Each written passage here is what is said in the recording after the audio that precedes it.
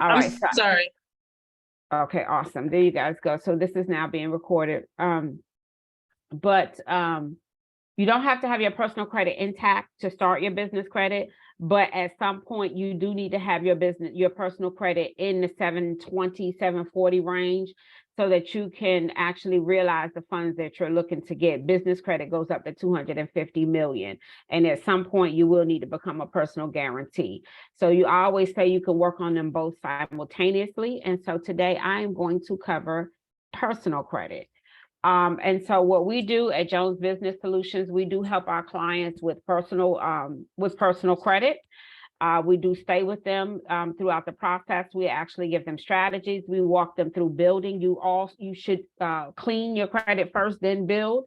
If you try to do them both at the same time, you will only seesaw your credit. And so I am going to share my screen.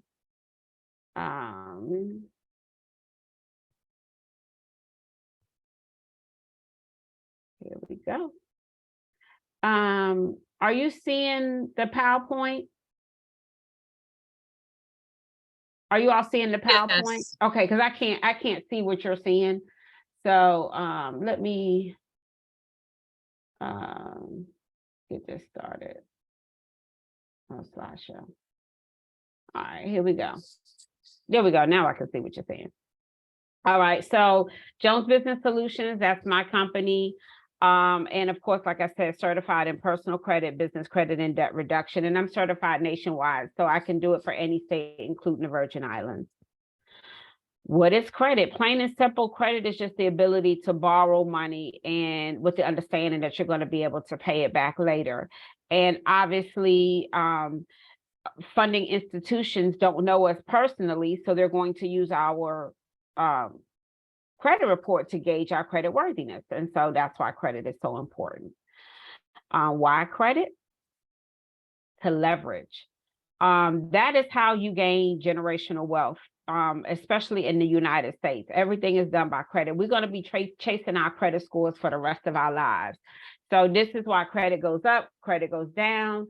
But if you understand how to function within credit laws, and how to leverage the credit so that you can use it the way you need to use it, you're going to be just fine. So this is a marathon, not a race, right? Again, we're going to be chasing these credit scores the rest of our lives. For instance, when you pay off a car, you think that, oh, okay, my score is going to jump up. Probably not, because there's no more activity to continue to report. So, there's other strategies that you need to have in place so you know how to keep your credit moving. So again, it's a marathon, not a race. So I always tell people to fact check me, follow me on Facebook. We always post our results. We always post our clients' results. So you can see how I help my husband. You can see when I first really started in the game, really strong on Facebook, just posting my stuff, working on my stuff, hitting that 800 score. And again, you want to use your credit to leverage, wealth. And many of you may be in the trucking industry, as far as business credit is concerned, sometimes you need to have that credit available until, a purchase order clears or some money clears. And so you want to make sure that you are leveraging that credit to build your business. And just some reasons why you want to be financially free versus debt, and how debt makes you feel and what it does. And so we really want to take time to think about these things and how debt versus financial freedom affects our lives. And so if any of this stuff makes sense to you, or if, what, I looked at debt like this, or I felt this way, or I want to be financially free because of this, take note. Take note. You want to be able to invest your money. You want to be able to expand. You want to be responsible. You want to budget. So just think about some of these things. And I want to really applaud you for even being here today, because you're looking for things that you can do to put yourself in position. So that counts. When people say, I'm trying, I always say, no, you're not trying. You're actually doing it. So part of doing it is understanding the 5 factors that make up your personal credit score. And when you understand that and you function within that, you can definitely move your credit score. So 35% of your credit score is based off of payment history. Another way to look at it is your number of payments. So we're going to talk about how to function within that. 30% of your credit score, your overall credit score, is based off of utilization. Well, how do you eat a pie? One slice at a time. So we're going to break that down, that 30%, so that you can function within that realistically. What does that mean? These numbers look great and okay, that makes sense. But how does that work for me? Well, I'm glad you asked. So we're going to break that down for you today so you can function within it with practical tools for where you are right now so that you can get to where you want to be. 15% of your credit score is based off of length of history.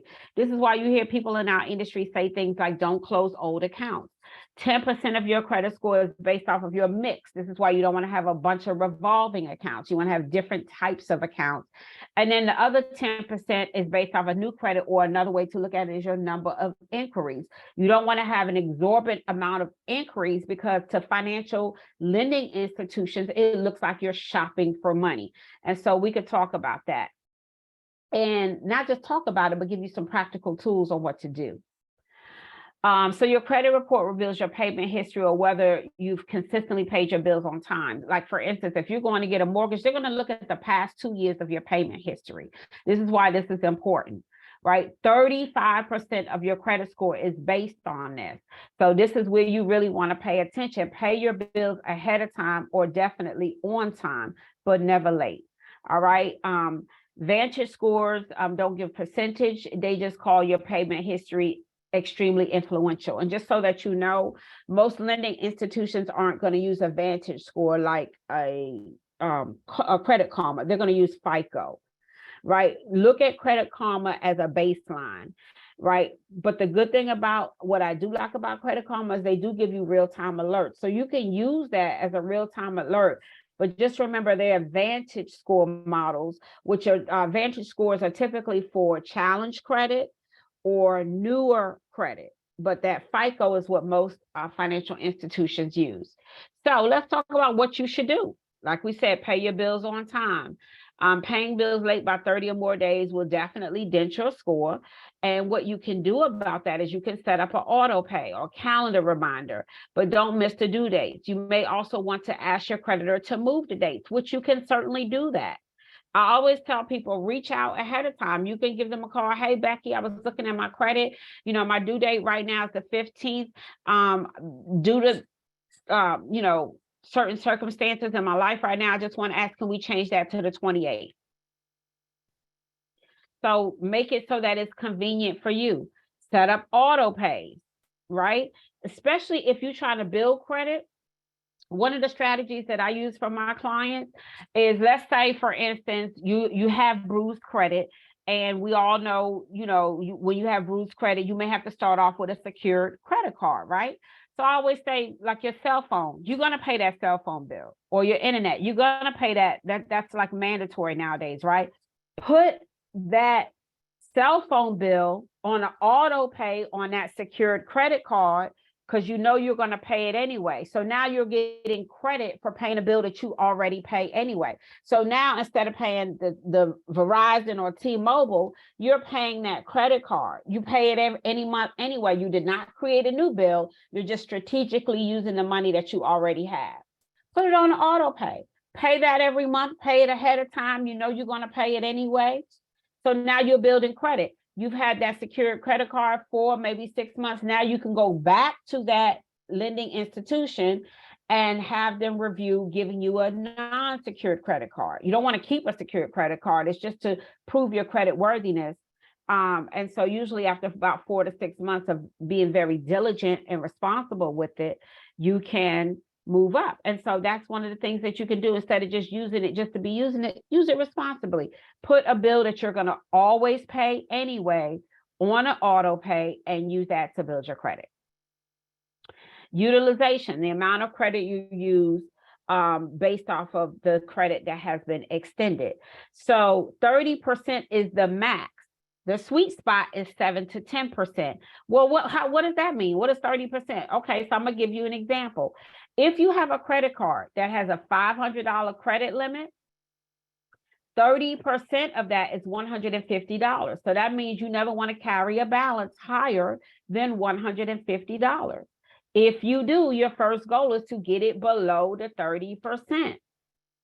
And so this is one of the fastest ways that you can actually positively affect your credit. You can reverse this at any time by simply paying it off. And there's a strategy even with paying it off. So what should you do? All right, we already talked about you want to be 7 to 10%. That's the sweet spot. But you can also set up balance alerts. You can make extra payments. This is called the micro payments. You guys, you can find me on YouTube under my name, Afua Jones, and I actually teach the micro payment method. And that's just simply making more than one payment within the same billing cycle, because every time you make a payment, that's an activity that's reported.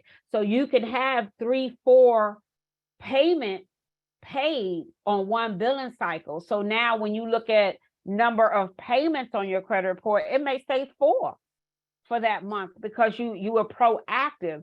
So micro payments is definitely something that you can use to reverse that 30% utilization or 100% or wherever you're at to bring it below. And to get you in the range. When you're at that 7 to 10% sweet spot, you're actually using your utilization to help, especially if you know when your billing cycle ends and you function within that, you're actually moving your credit. So that's a great strategy, the micro payment strategy. And you can reverse high credit utilization by simply paying it off, but pay it off strategically. If you know you have a $500, you maxed it out, and you know what, I'm gonna throw 500 on it. Throw the 500 on it, but do it in increments, all within the same billing cycle, so that you create more than one positive activity in the same billing cycle. That will definitely help to skip your score. Instead of just paying one big payment, you can break that up, same billing cycle. That is definitely going to create a positive action on your credit profile. Length of history. Again, this is why you hear people in our industry say things like, don't close old accounts. 15% of your overall credit score is based off of that. So those old credit cards that you really don't use, number one, you can go back to that creditor and ask for a credit limit increase, not so that you can use it, just so that it could absorb some of your utilization. But then let's say you got like an old Victoria's Secret, I don't really use it. Well, from time to time, go and just buy something and pay it off, because you also don't want the creditor to cancel it for non-activity. So, and you don't want to lose all of that history, all of that positive history on there. So 15% of your credit score is based off of this. Use it to your advantage. Longer is better. So keep those old accounts open. This is a great way to scoop up some easy points. Go get that utilization. You can always call your creditor and ask for a credit limit increase. Always.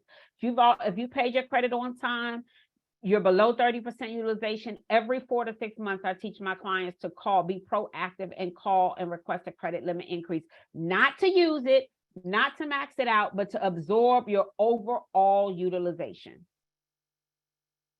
Can I say one thing? Absolutely. Afua is really dropping a lot, and I'm really enjoying this. But something that I wanted to add, when you're making multiple payments, banks go based off data points. So when you're making those multiple payments, you're increasing your data points with those banks. So the more payments you make, the better your data points be. So now we at a point where as though we want to go apply for a credit line increase, and you're going to be able to do that and get approved at a maximum level because you did exactly what Afua told you to do, and that make multiple payments instead of just dropping that whole $500 to pay it off. Yes, ma'am. When you move into business credit, you're looking for a low bank rating. You're looking for that bank rating. And again, these financial institutions, all they have is your credit history to gauge your credit worthiness. So when you can show that, when you, like she said, show those good data points, those are the hidden things that you may not know about, but those are the deciding factors that they're going to make as to whether they're going to approve you or not. So if you function within those laws, if you function within how you know they operate, then you increase your chances for the funding that you're actually looking for. 10% of your credit score is based off of mix. So it's best to have a good mix of like installment accounts. Even if you go take out a small personal loan, and you put that money in a bank account and you just pay it back, not even use the money, you're still showing that you have a mix. You want to have, some open-end accounts, some installments, some real estate, some car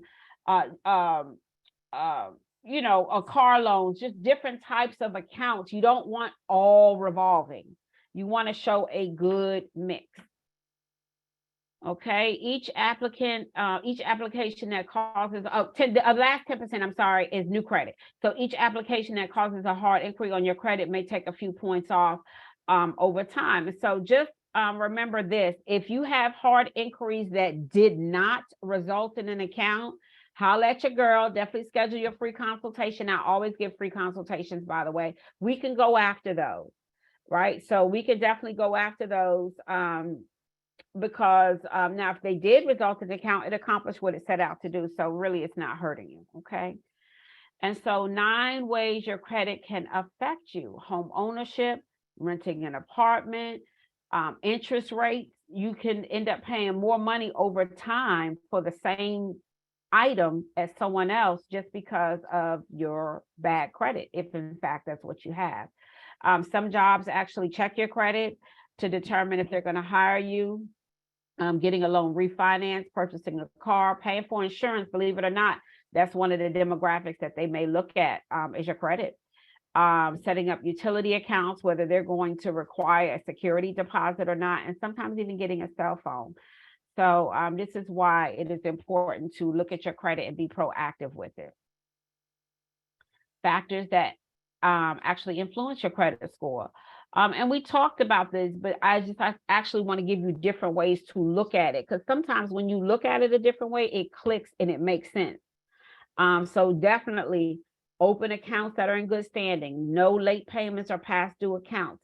Sometimes you can do a Goodwill letter. If you need help with that, we can help you with that, to get those late payments off of your credit. Lean on COVID, lean on us coming out of that pandemic if you need to, especially if your late payments coincide with that timing.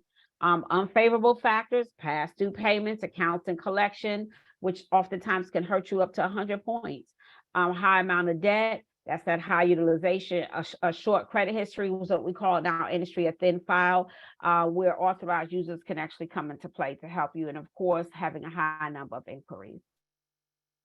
Speaking of authorized users, we do have that at Jones Business Solutions. We do help our clients with authorized users. And what's awesome about the vendor that I use, whereas most authorized users, when you pay to have a trade line, also known as buying a trade line, oftentimes they only give you 60-day increments. What's wonderful about my vendor is I get 4-month and 6-month options on a 20K and 14K card. That's 8 to 10 year in history. So we definitely have a strategy for whatever your credit dilemma may be. But if you have like an auntie that's like a GS100 in the government, great credit, then yes, ask her to put you on as an authorized user if she has a credit card that has a great history, a high limit, but a low balance. If they have a high limit and a high balance, do not do that, because that's just going to hurt your credit. All right. But if you don't have a rich aunt or a great aunt or somebody that can help you with that, you can actually buy a trade line. And so we can help you with that. But a credit check is not required. And we get you on to all 3 bureaus. So, and I always tell my clients, you want to clean your credit first, and you don't really want to purchase a trade line or become an authorized user if you're paying for one, until you're about to actually do something with your credit, because again, they do fall off. So wait until you're ready to make a major move or do something with your credit, and then you may want to invest in an authorized user if you don't have a family or friend that can help you in that area.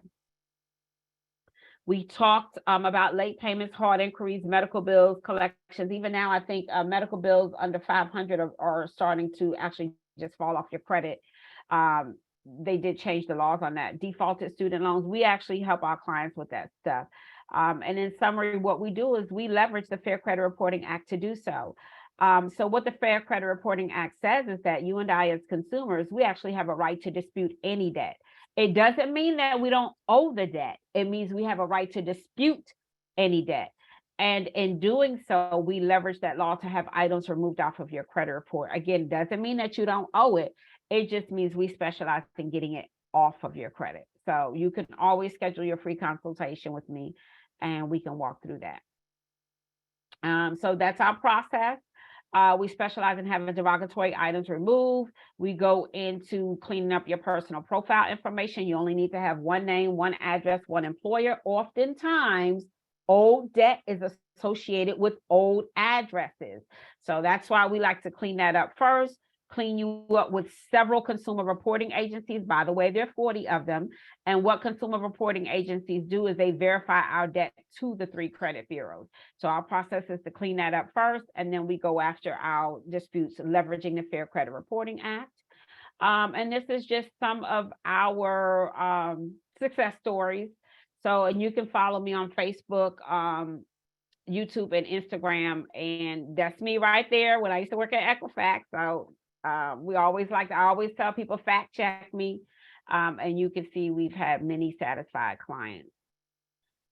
And these are videos. I'll move on. There you go. These are all videos of just people talking about their testimony. And there I am, yours truly. You can schedule with me through my Calendly. Calendly.com/Afua. You can text me. You can find me on Facebook, YouTube, and Instagram. So I'm going to give it back to my host, our host, and just say thank you for the time. You guys, if you have any questions, you can definitely post your questions in the chat, and I'll post my information there as well.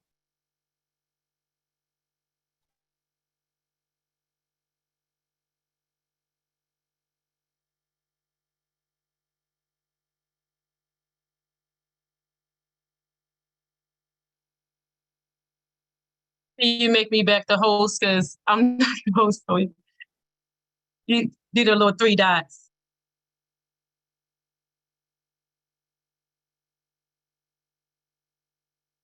I see the 3 dots, but I don't see where it's Let me see if I can do it.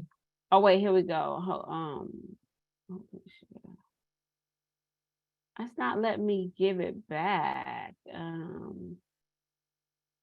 Okay, I've changed it to all participants. Are you able to grab it from that way?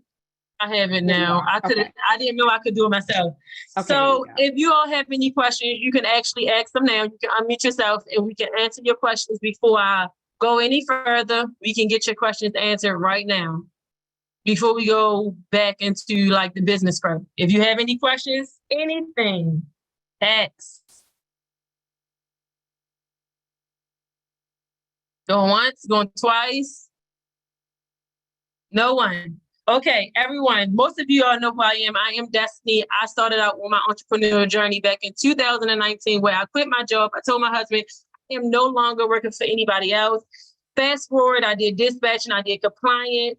Then I learned personal credit and business credit through my mentor, who his mentor was a millionaire. And he helped me to see so much money in a matter of months, just be leveraging my credit and helping other people to do the same thing.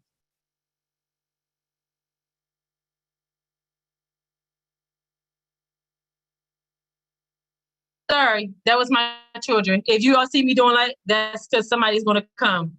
But I really want to just let you all know, first things first, before we go into business credit, you need to understand that as a consumer, you have a right to privacy. So anything that's on your credit on the personal side, it should not be on there unless you want it to be on there. So personal credit is very crucial to having good business credit. Now, yes, you can get business credit and you do not have good personal credit.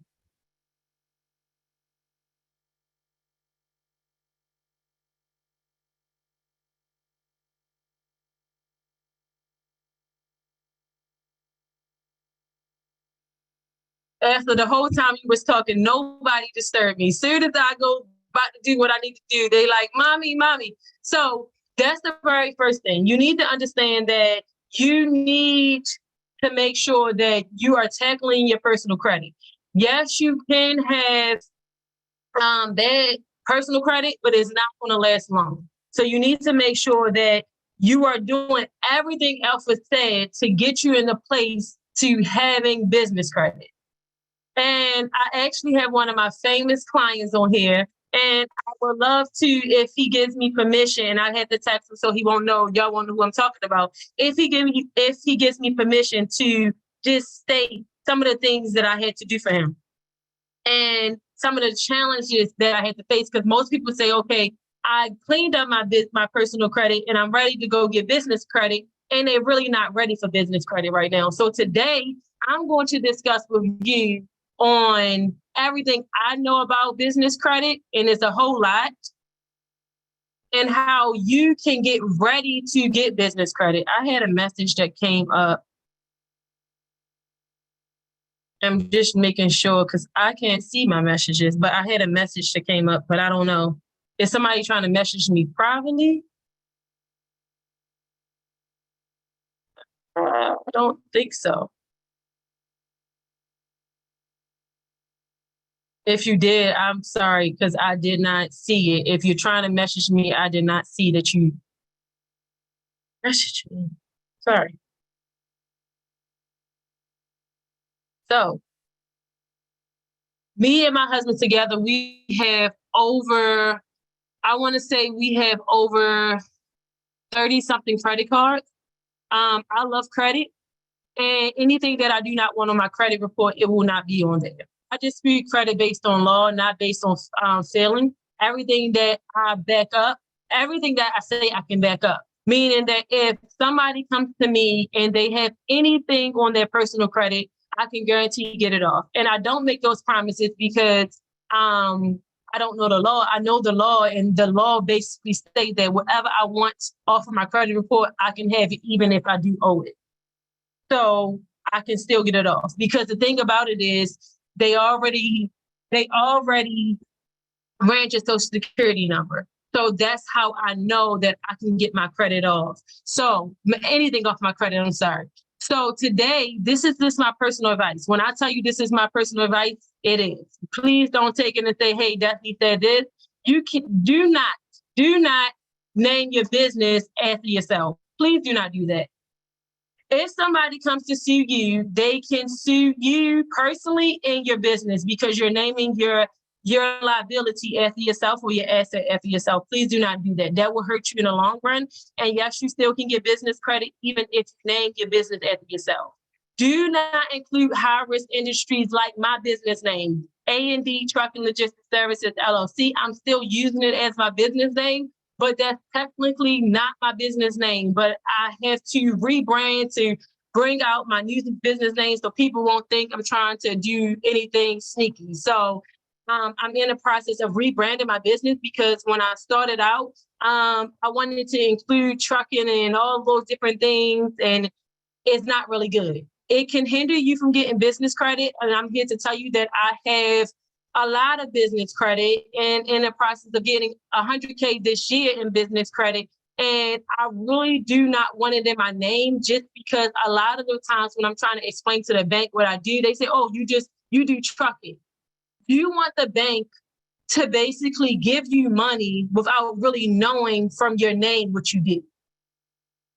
And that's just the bottom line. I don't want the bank to know that I do trucking.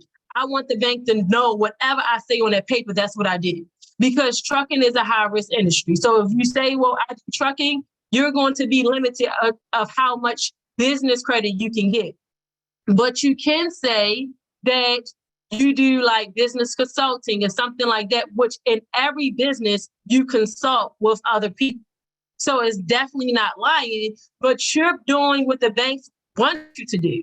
You're basically saying, listen, I need this money and I'm going to put down what I choose to put down, because you don't have to say everything your business does. Business consulting can give you a whole lot of money. Now, there's different categories, so you're going to have to make sure you're looking up your NET scores to make sure that if I'm in a business consulting tier, how much money can I get? You may be limiting yourself to like 100K versus if you're in another tier, you can get 200K. So it takes a lot when you're trying to apply for business credit. It's not simply, okay, let me just go apply for a credit card. You can if you choose to, but I'm not going at the money like that. Do not use your personal number as your business number. You need a business phone number. It could be a 1-800 number. It can be a 667. It could be a 443-214-708. It could be whatever you choose, but just make sure that it's a business phone number. Do not use your home address as your business address. Make sure that you get a virtual address with a commercial building. If you are in trucking, I'm going to tell you this right off the bat. It can go a long way when you're in trucking, because of the simple fact that if you're trying to get a trailer or a truck, they're looking for that commercial building. It's okay to use your home address when you're getting started, if that's what you choose to do, but please make sure that you change it. And I can be the first to tell you that I used my home address when I first got started, and I did get business credit. But trust me, as I'm scaling up in my business, I do not really want people to know where I actually do business at. It's for privacy. It's not like I'm a big corporation, but and they need to know my location. No, they just need to know that I'm a person that does business. So when you're getting into business, it's 3 different types of entities that I'm going to discuss today: LLC, S Corp, and C Corp. You can move from an LLC to an S Corp or a C Corp, but you cannot go from an S Corp or a C Corp back to an LLC. A lot of people like to start out as an LLC because it's easier. You don't have to follow all this paperwork. You really don't even have to pay yourself if you choose not to. But when you go into S Corp and C Corp, you have to make sure you're paying yourself, and it's different liability issues, but as far as taxes comes into place, that you need to make sure that you're following. I love an LLC, but the only thing that I do not like about it in Maryland is that we're double taxed. We have state tax, we have federal tax, self-employment tax. It's all of these different taxes in Maryland. So I hate Maryland. But in some states, like Texas, they don't really have all these taxes. So an LLC can be very beneficial. But somewhere in like Maryland, we may be looking to say, okay, let me go to an S Corp where I'm not paying all that money in tax. If you have not seen 6 figures in your business consistently for 2 years, please do not go and be an S Corp, because you have to pay yourself a set salary or a set income weekly. And make sure that if you want to go to an S Corp, you look into it a lot. I'm not a tax preparer, but I do have one that I can send you to, and that can answer all your questions.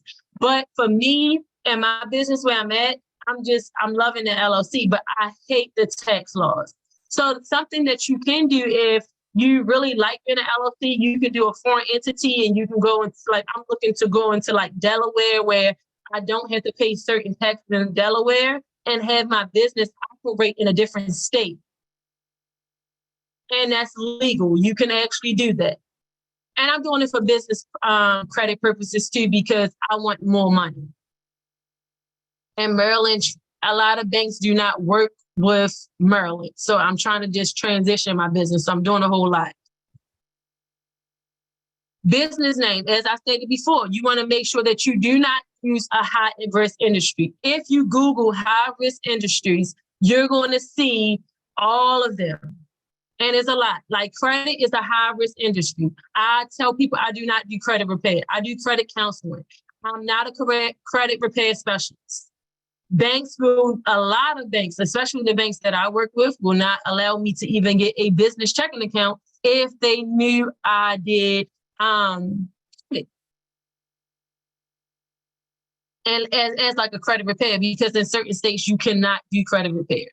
So you want to make sure that your business name is available before applying for your LLC. You can simply do a Google search or go to the state website and basically state, like in Maryland, I can go to business name lookup, and I can see if that business name is available. And the process of me changing my business name, I had to go onto this website to make sure that my business name was available prior to changing it. You just don't want to waste any time. Then you want to apply for your LLC. Some things that people do not realize is that in certain states, and I can send this to everybody's email address, in certain states, you have an annual fee. I have corrected a lot of people LLCs and in that trucking business, and there's a lot of trucking owners on here. And if you have a trucking company, you need to make sure that your LLC is good. Hold on, somebody. Okay. If you have a trucking business, then you need to make sure that you're taking care of your LLC. If you have an annual fee, you need to know. Like, I have an annual fee that needs to be paid by the 31st of April, or my business will pretty much be dissolved until I pay it. You can find out all this information off the link that I'm going to provide to you all so that you all can have it. But you also need to make sure that you know this, and it's something that you write down year after year so that you can know exactly what that annual filing fee is. When you receive your articles of organization from filing your business, make sure that you keep this document for the life of your business. Make sure you store it on your computer, you keep it on your phone. A lot of the times, business owners, they don't really have all this information together. They have this piece here, this piece there. No, and I'm going to teach you all how to go into the banks and how to look professional to all the bankers that you may run across, because you're constantly going into banks. And I have a lot of business relationship, and I'm telling you, it really works when I tell you how to do it. Your EIN, you need to make sure that you keep at least 3 copies of your EIN. You can get it for free. You can go to the IRS.gov. You do not have to pay for somebody to do your LLC. It's so easy to do your LLC. It's so easy to get your EIN. You can go right to IRS.gov and do your EIN. Just make sure that you want to download your EIN right from the IRS.gov. Once you do that, you want to keep at least 3 copies. It's very hard to get your EIN or get the IRS, let alone the IRS right now and in this season, on the phone. So I keep a copy on each one of my phones. I send it to my email, and I have it on my computer, and I printed 3 copies that I keep with all my business documents. Make sure that whenever you change anything, like your name, your address, your phone number, even your personal name, like when I changed my name on my LLC, I had to go make sure I change it all across the board on my EIN, my business banking accounts, and all those different things. If you do not do that, you can get denied. So you want to make sure that you're looking across the board, making sure that you're looking over everything prior to applying for business credit.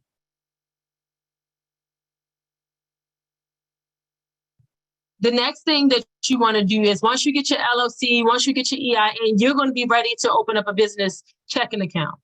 It's very critical on who you choose to bank with. Please do not bank with banks that are not good at lending you money. I don't care what stage you're at in your business. If you're constantly banking with somebody and they're taking money from you, they're making money. When you deposit money into your checking account, if it's, let's just say if it's $2,000, they can go lend $20,000. So they're making money off of your money, but you're not making money off of them. And I do not bank with anybody. I will take all my money out. If a credit card company denied me, if a bank denied me, I'm taking all my money out. I do not play. And I'm writing a letter to their CEO because I want what I want. Once you know the laws behind all of this stuff, nobody can change anything. And I guarantee you, once I write a letter to their CEO and state the laws that they have violated, what's going to happen is I'm going to get the card that I wanted and the limit that I want. And that's just the way it is. I really don't get denied, but if I do, that's pretty much what I do.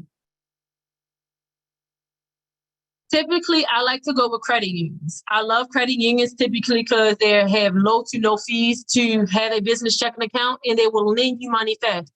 And we all know Navy Federal, but it's so many credit unions in this world. These are the best 5 credit unions. Please screenshot this.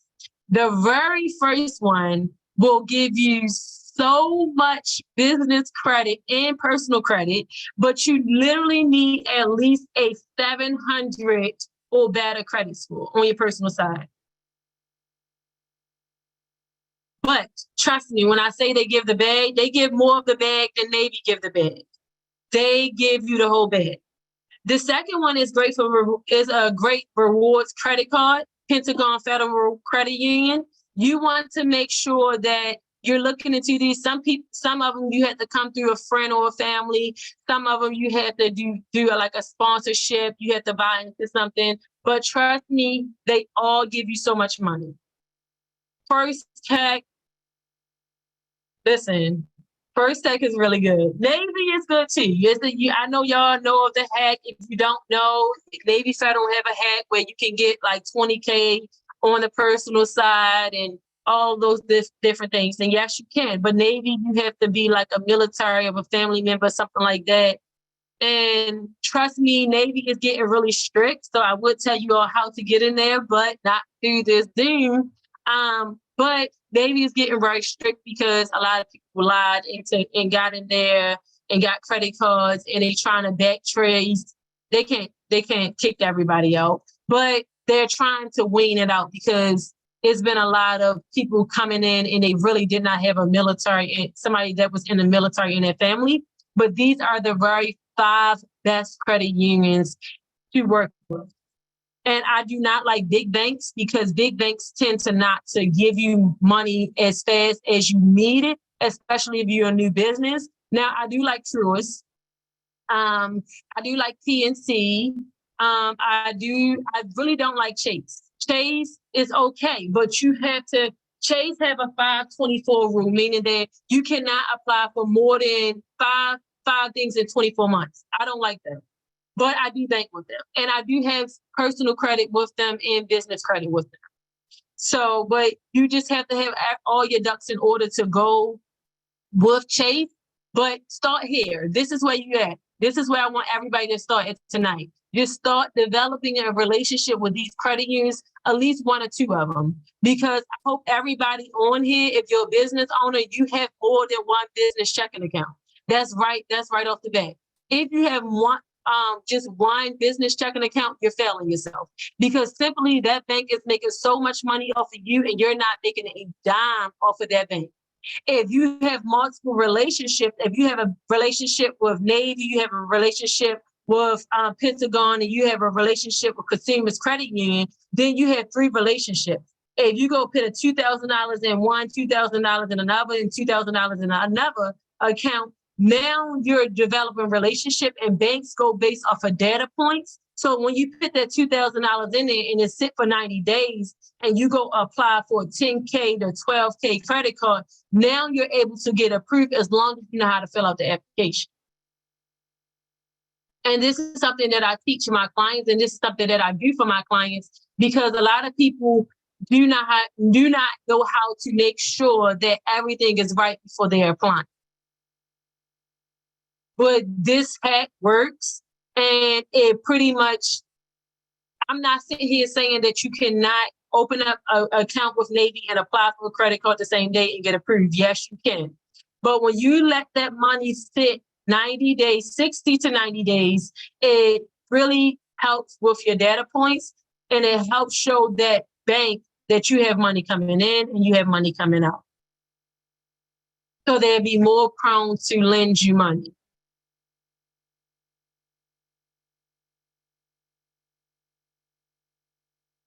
Any questions? Any questions?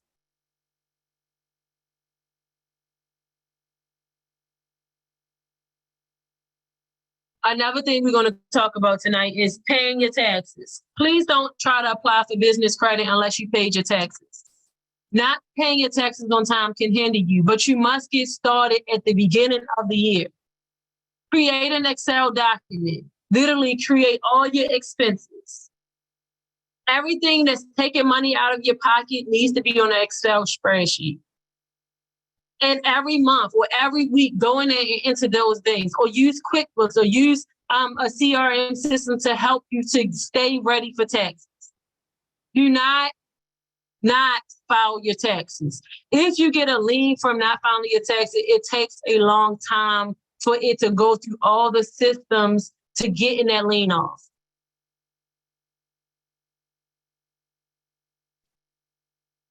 Paying yourself. Make sure that you pay yourself every week.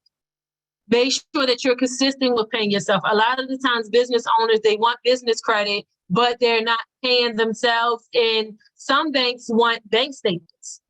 Some banks want W-2s. I'm sorry, your 1040. You can have a W-2 if you're self-employed, and we're going to talk about that. Definitely, you can have a W-2. You can pay yourself through paychecks, and it definitely helps you. But unless you're making some serious money, at least $100K or more a year, I definitely wouldn't advise you to do that. But it could help reduce your tax bill. Listen, I got my husband over 80K in business credit, and I do not have any net 30 accounts. But a lot of the times, I know people have heard about net 30 accounts, so I wanted to provide you all with some. You do not need a net 30 account to get business credit. A lot of the times people say, well, you need to get the tier ones, you need to get the tier twos. I'm here to show you that you don't need a tier one, you don't need a tier two. If you have good personal credit, you can walk into banks, as long as you know how to fill out the application, as long as you know your next code, and get 10 to 20 to 30 business lines of credit, business credit cards, and all that good stuff. But if you choose to have a net 30 account, you can definitely choose one off this list. And the main two that I would get is Walmart and Amazon. And Crown if you're doing like dispatching or something like that. But in order to take your business to the next level, I would tell everybody you need business credit. But you need to make sure that you're ready for business credit. So you have to follow everything else that's there as far as getting your personal credit intact. And then going to your business side, making sure that your name is good, making sure your address is a virtual address or a commercial building, making sure your phone number is right, making sure that you do have a .com email. Do not come to the bank with a Gmail or iCloud or Yahoo. Come on now, you can go to IONOS.com and get a business email address.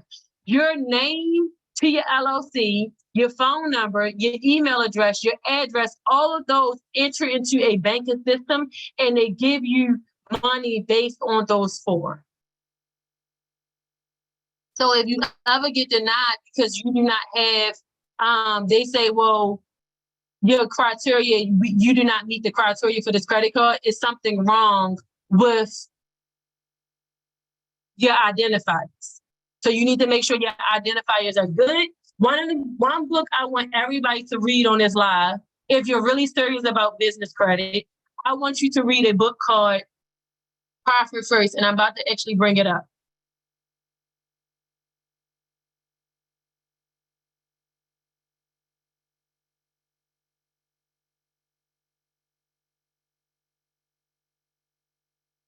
And it doesn't want me to zoom in. I don't know why. But this book really changed a lot for me. It's a very good book. It talks about everything that you need to know as far as profiting first and paying your taxes and all that good stuff, handling a business, structuring your business, and all that good stuff. You definitely need to read this book. And I know everybody is saying, Destiny, this is a business credit thing. And what if I'm ready to apply for business credit cards? I'm going to give you a cheat sheet on how to make sure that you're ready. First thing first is, if you do not have a 680 credit score, you're not ready. You need at least a 680 credit score. All your personal cards on the personal side need to be under at least at 29%. At least at 29%.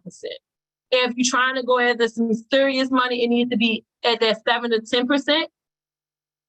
You need at least 5 to 7 accounts on your personal side. And it could be a car, it could be a mortgage, it can be 3 to 4 credit cards, it can be any of those things. This makes sure that you have 5 to 7. You need to only have 2 inquiries, only 2 inquiries. You need to have 0 late payments. Late payments are illegal. Late payments are illegal. Late payments, underneath of the law, it states that a late payment is literally a system error. Late payments are illegal. So if you have late payments, you definitely need to come and talk to me because late payments are illegal. Late payments should not be on your credit report. No collections. Before you get to business credit, I don't want you to have no collection, no charge-offs, no liens, no anything. But say if you want to go this route yourself, you definitely can. You can apply for as many business credit cards as you want. But I'm going to tell you this, that you should not just apply for one business credit card, then the next, and the next, and the next. Make sure you're applying for at least 3 to 5 business credit cards at a time, and you need to make sure you're doing it on a personal and on a business. So if you're going to go tackle your personal side and you want to apply for cards, just apply for 3 to 5 at one time, and the same thing on the business side. If you take all of this information, you can go and get you at least 80K of business credit. Any questions? I know y'all should have some questions for me after all of this.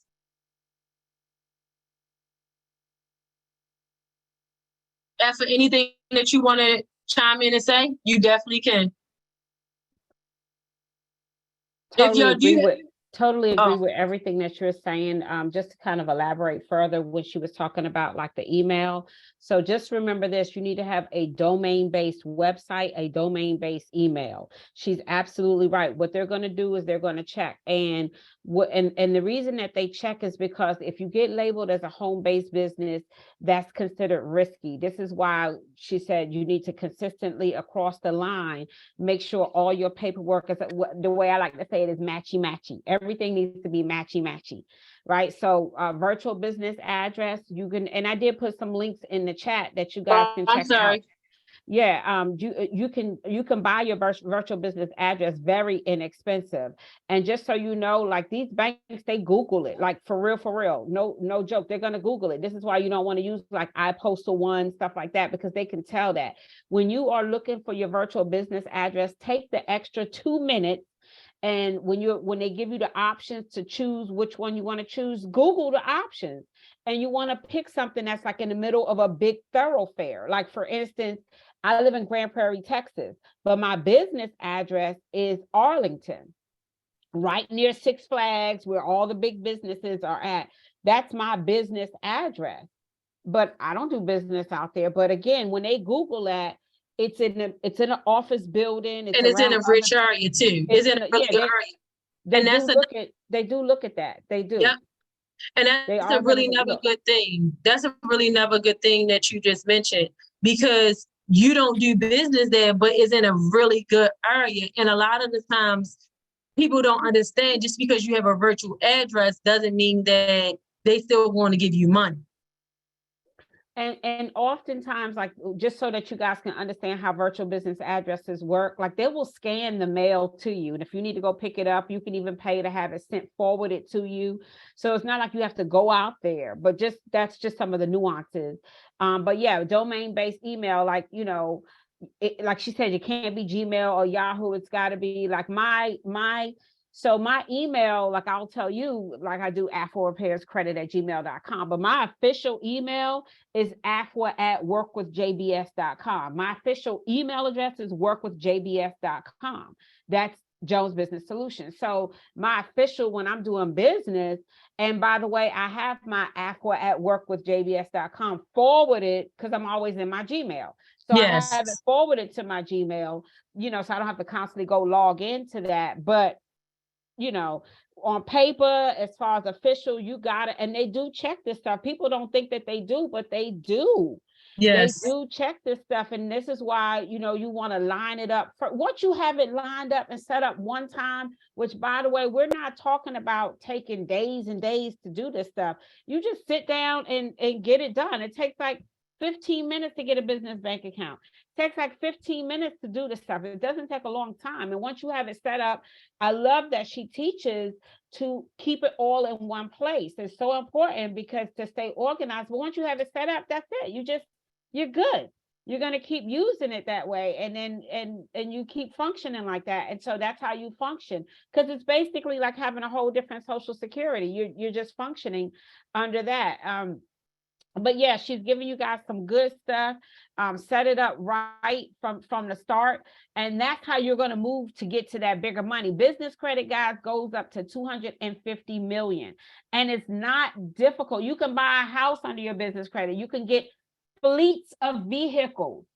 You can get more vehicles under your business credit than you can just get the one vehicle. It's easier to get multiple vehicles under your business credit than it is just to get one under your personal, if you set it up right. And so she's giving you that good stuff. So that's all I would say. Definitely set up your consultations. My consultations are free, especially on the personal side, but definitely set up your consultations so you can kind of dive a little deeper. I had a And quick this is, question.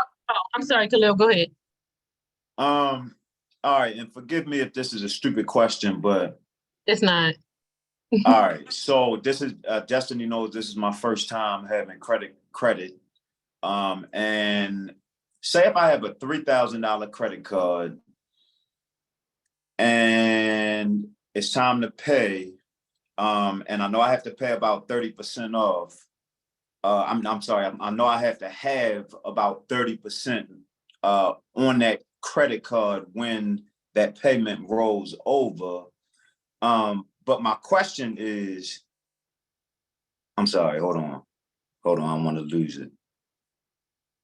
My question is, when does that money read back up? You understand what I'm saying? How long does it take to read back up? So does that money come right back on the next day, or as soon as I pay it off, or when? So it depends on what bank that you're using. So like Capital One, for instance, if I go and pay, if I have a $10,000 credit limit, right? Say if I have a $10,000 credit limit and I'm trying to pay, $2,000 on it. Capital One put it right back on your card right then and there. Whereas though like Chase, they really don't sometimes. Sometimes they do, sometimes they don't. Whereas though like with my husband, he has a Sapphire card, it may come to on his right away. Well, I have an Ink business card, and sometimes I'm not seeing it happen right away, especially if it's on a weekend. So it definitely just depends on what card. And I think you do have a Capital One card. If it's your Capital One, you want to be able to see it right then and there that your money come right on. Okay, the same amount of money that I paid. Yes. All right. Yes, it happens right away. And you can call the bank and ask them, when will this payment be processed? Like I have a high limit credit card, and I'm telling you, they take about 2 weeks to process my payment. They take 13 days just to pull a payment out of my account, even though it's due and I paid. Okay. And to that point, that was a great question. And to that point, that's why it's good to know your billing cycles. So that same Excel spreadsheet that she's telling you to create, put your billing cycles on there so that you know when the billing cycle runs, when the due date, because your billing cycle and your due date may be 2 different dates. So put that on there so that you know, because you can function within those cycles and really not hurt your credit at all. Nope. That's good. That's really good. And the billing cycle, another word for billing cycle is the statement date. So the statement date is the date that they actually report to the credit bureaus. So say if Khalil, you're trying to play with this $3,000, right? And you're like, man, I gotta pay $2,000 on it. Okay, your due date is the 8th and your statement date is the 13th. Okay, you want to make sure you do not spend any money on that card unless you pay it off before the 13th, because at the 13th, it's going to report to the credit bureaus. But on the 15th, you can go ahead and use that card. Or the 4th, I would always say just wait an extra day just to make sure. But on the 15th, you can go ahead and spend that money again. But if you want to keep it underneath for that 29%, you need to make sure that you know your statement date and your due date for all your cards to make sure that you're not keeping that balance on it when it actually reports to the credit bureau. Any more questions?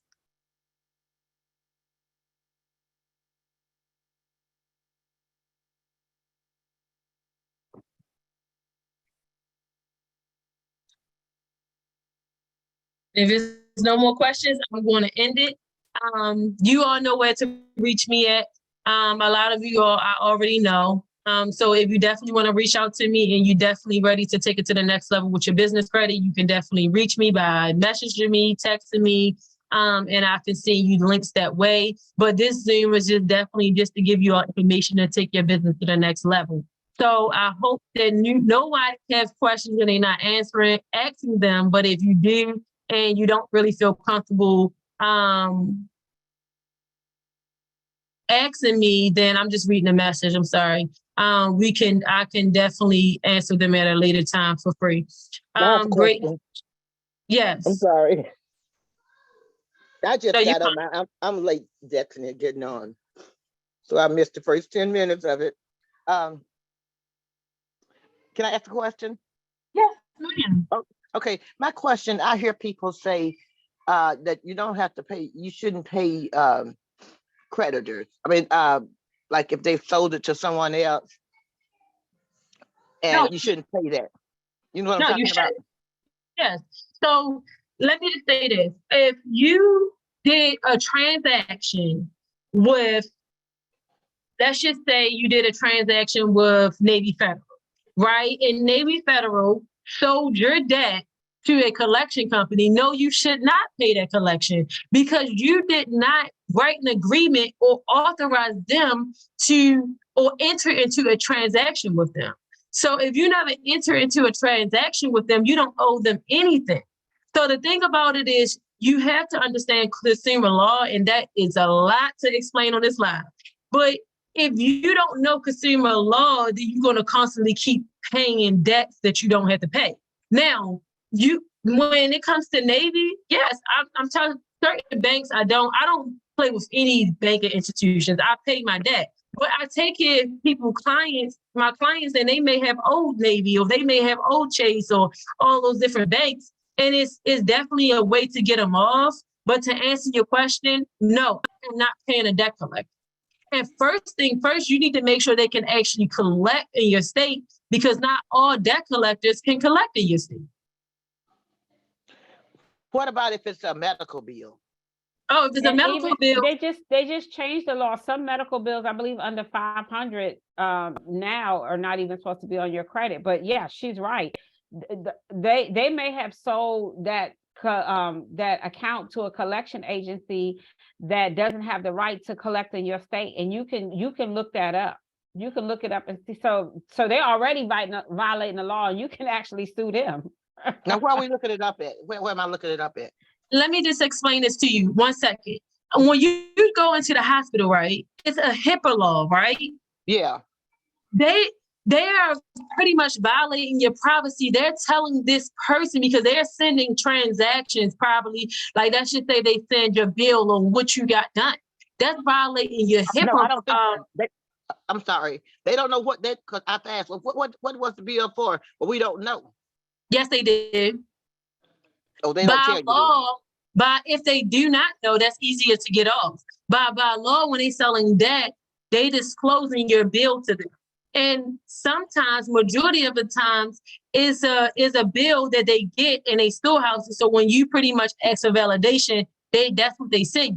But if it's a medical bill, then no, it should not be on your credit because that's violating your HIPAA privacy. That's not even consumer law.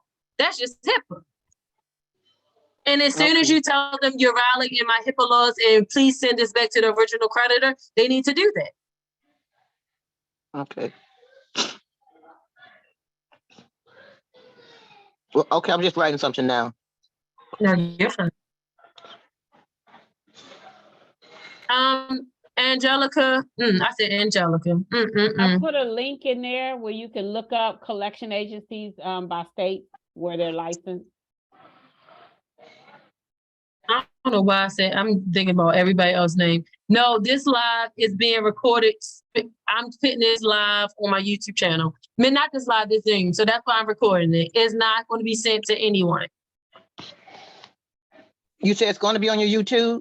Yes, it's going to be on my YouTube channel. So you all can rewatch it and you can go follow the Trucking Way. And Alpha is going to be on Alpha YouTube channel too, because she's going to have the downloadable version of it too. So she could be able to put it on her YouTube channel too, so it can reach everybody else. Do anybody have any other questions?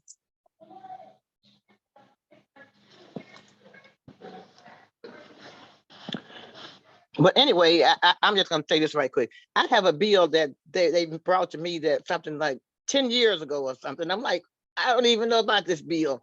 And they were like, well, you have to pay it. And they've been kind of harassing me about a medical bill or something.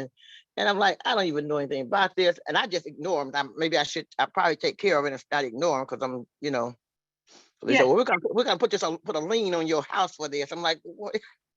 Okay, Ms. so Barb, now Ms. Barb, send me an email what they sent you, and I take care of it for you free of charge. Don't worry, I got you. Ms. Barb is my favorite, y'all. Ms. Barb is I'm your oldest. sweet and dear to me. So Ms. Barb, send me that to my email. I'll text you my email. But listen, if that's harassment, so they're threatening you. They're threatening you saying, "Oh, hey, I'm going to put this on your. I'm gonna put this lien on your house," which is harassment. Literally, every time a debt collector violates one of your rights, they have to pay you $1,000. Okay, Really? so and I don't want to go too deep into it. I'm gonna leave it at this: nobody can make you pay anything. Nobody can make you pay anything. But maybe we need to dive deeper into like another Zoom where we dive deeper into actually consumer law, because literally reading it, you have to actually study this. Like consumer law is something that I study like all the day long. And I was mentored, and I paid for a mentorship, and somebody explained it to me, because I believe the fastest way to get wherever you need to get to is through a mentor and through a coach, because I don't have time to be trying to understand every little jot and tittle. I need somebody to give me a shortcut, and I follow on through the way. But definitely send me that, and I'll take care of it for you. But those things, do not ignore stuff. Don't just wait until you get something, in writing that they taking you to court, they're garnishing your money. Make sure you handling this stuff as it comes in. You all have Alpha information, you have my information. If you get any letters, you need to be able to send them in immediately, because if you do not address them, what's going to happen is it's going to come on your credit, and then they're going to probably start garnishing your money, and then they taking the money out your paycheck. So if you want that to be happening, please don't call me once you get a garnishment. I'm not helping you. I do not help people that have a garnishment. Why? Because, well, I do help certain people. But if I know you pretty much knew that they was going to do it, I'm not helping you, because the thing about it is everything is a track sheet, okay? They keep everything written down. So if you calling them on the phone and you talking to them, they write all those different things down to be used in court. Yes, it can still be thrown out in court, but once they start garnishing that money, they taking money out your paycheck. I'm telling you, even though the judge know that it's violating your rights, they're going to still make you pay it, because you don't know they're violating your rights. Any questions on the business side for anybody? So everybody should be ready to go get business credit, or making steps to do things in their business and their personal right now to actually get business credit. Well, I hope everybody have a nice evening. And if you need me, you know where to find me. And Alpha, if you want to close this out, you definitely can. If you want to tell people where they can find you at. Thank you again, Destiny. I just want to give it back to you for being so gracious to host this, for allowing me to be a part of it. And guys, you can find me on Facebook, on YouTube, on Instagram. On Instagram, I'm actually as Afua Helps, but on all of the platforms, I'm as Afua Jones. And thank you again for the opportunity. And I just want to speak blessings over everyone, over their business, over the fact that you're here today, that you decided to, take a hold of your finances and your credit and your business, and you are well equipped. And I say, go win. Peace out, everybody. Hey, Destiny. Oh, yes. Sorry for the late input. This is piggybacking off last young lady that had the question as far as it pertains to, I want to say debt collection. Yeah. A lot of time in these contracts, I've seen where they probably list a third, where they don't actually state who the actual third party is, but they may say something as it pertains to a third party agency or collector, whatever.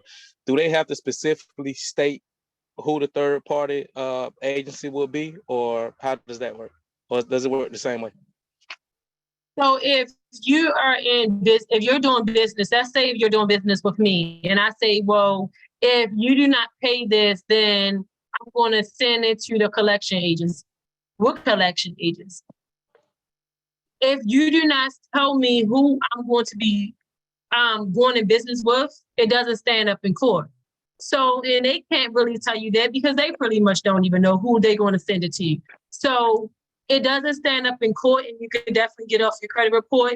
I still sign documents that states like, you know, we say it all the time. If you default in this, then we're going to send it to the correct collection agency, and it can hurt your credit, which is a violation because they can't sit here. That's harassment. And only you as the consumer can pretty much state what is harassment to you. So anytime you telling me that you want to send it to a collection agency or you want to send it to the credit bureau, that's harassment. That's a violation. Did that answer your question, Mercedes? Yeah, that answered a lot of it, and I think you do need to create that YouTube or whatever about them $1,000. Yeah. Yeah, listen, and you can definitely get your money. Tens of thousands of dollars. It's going to be hush money. It's not money that they're going to give you on the front end and say, hey, go proclaim it. But it's going to be money pretty much to hush you up and say, don't talk about this. And yes, you still can talk about it, but it's not going to be out and open with you. But yes, I have gotten money from my clients, and that's pretty much their pocket money. So their credit repair was free because literally I went to go and suing the credit bureaus. I'm sorry, the collection agencies. You can sue them. You can actually go at the credit bureau too, but that's a whole nother topic. I don't play with anybody when it comes to my credit, my personal credit or my business credit. I don't care who you are. The credit bureaus is illegal, but we not even, that will go over everybody here if I try to explain it because it's so much information. But if you're interested in any of my mentorships, I do have a mentorship where I will show you and teach you everything that I know from the personal side and the business side. So if you're definitely interested, you know how to get in contact with me. Mercedes, you're going to get all the treatment. Mercedes text me, y'all. You're going to definitely get all the sauce. Trust me, you definitely going to get all the sauce. So I hope everybody have a good evening. Miss Barbara, please send me that letter so I can take care of it for you. Okay, I'll work on finding it.